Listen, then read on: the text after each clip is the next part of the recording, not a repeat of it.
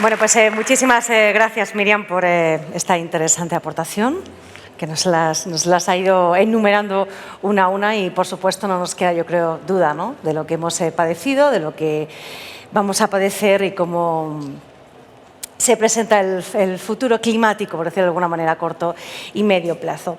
Es un momento en el que los eventos extremos se intensifican, ya lo hemos dicho a lo largo de la mañana, se correlacionan también con eventos marítimos. Eso implica que se retroalimenten las tormentas, que los patrones meteorológicos cambien y que no estemos acostumbrados a esta nueva climatología anormalmente cálida, seca por momentos, lluviosa en otros y además pues bueno, con una gestión a veces por parte de los diferentes territorios pues, que hay que cambiar, ¿verdad? No tenemos que adaptar a esta nueva realidad, no solo mitigar, yo diría adaptación, adaptación y adaptación. Partiendo por ahí, nuestra siguiente invitada es una de las figuras, yo diría, esenciales en este ámbito. Ella nos acompaña, es Barrett, es secretaria general adjunta de la OMM y nos va a ofrecer su visión sobre el estado actual de la crisis climática y las prioridades globales para una acción mucho más decidida, mucho más informada y mucho más coordinada. Ella nos acompaña en versión online, así que good morning, Miss Barrett.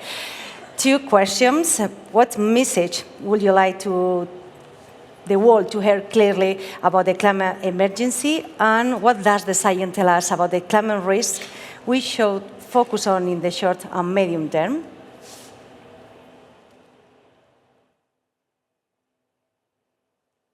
Great question. The private sector is indispensable to the climate solution. Just flat out, that is the answer. Because businesses are exposed to climate risks in real time, whether through supply chain disruptions, water scarcity, or financial volatility, they are exposed, but they also bring the tools to innovate, invest, and scale climate resilience. There's also a direct business case for supporting early warning systems. Investing in early warnings has a 10-fold return, and it's an even higher return in vulnerable regions. Companies that help extend access to warnings for their suppliers, customers, or surrounding communities are not just helping others, they are future-proofing their own operations. Take, for example, extreme heat. This is not just a health threat, it strikes at the heart of our economies. It's estimated that productivity drops 2 to 3% for every degree of warming above 20 degrees Celsius. WMO and the World Health Organization have just issued a new report for decision makers and employers on how to protect workers from increasing heat stress.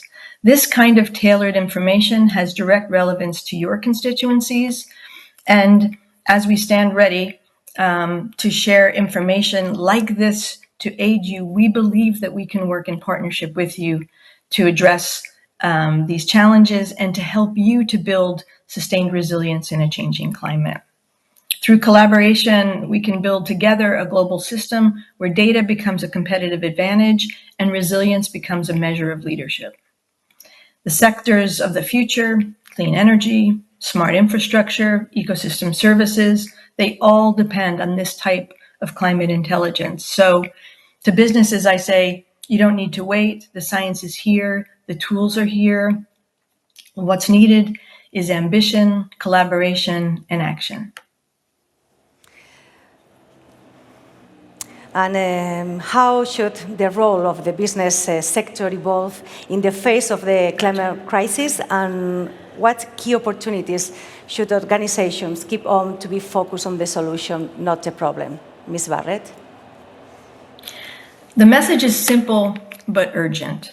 Climate change risks and impacts are intensifying, but science gives us the tools to act if we choose to invest in them and use them.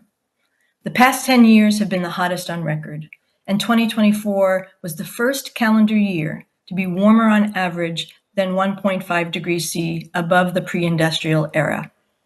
Sea level rise, ocean heat and acidification, glacier retreat all hit new highs last year, fueled by record heat and record levels of greenhouse gases in the atmosphere. These are not just data points, they're signals of systemic stress. But what's equally important, maybe even more important, is the ways in which these climate drivers affect society through extreme events.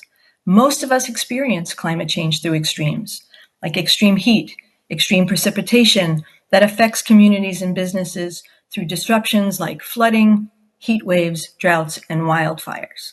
We've seen so much of this in the recent months.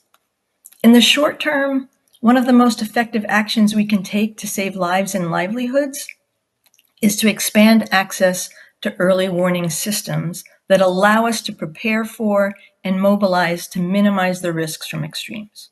Today, people in nearly half of the world's countries still don't have this protection. That's why WMO is working with the business sector, with the UN, with humanitarian organizations to deliver early warnings for all by 2027. But here's the hopeful part. We're seeing progress. Countries across Africa and Asia are building stronger climate services thanks to targeted investment. They are better able to anticipate, respond to, and even prevent disasters. Artificial intelligence has such potential to revolutionize early warning and to allow least developed countries to leapfrog to more advanced forecasting capabilities. So in summary, my message here is the urgency is real, but so is the opportunity. Pues thank you very much, Mr. Barrett, for your incredible contribution.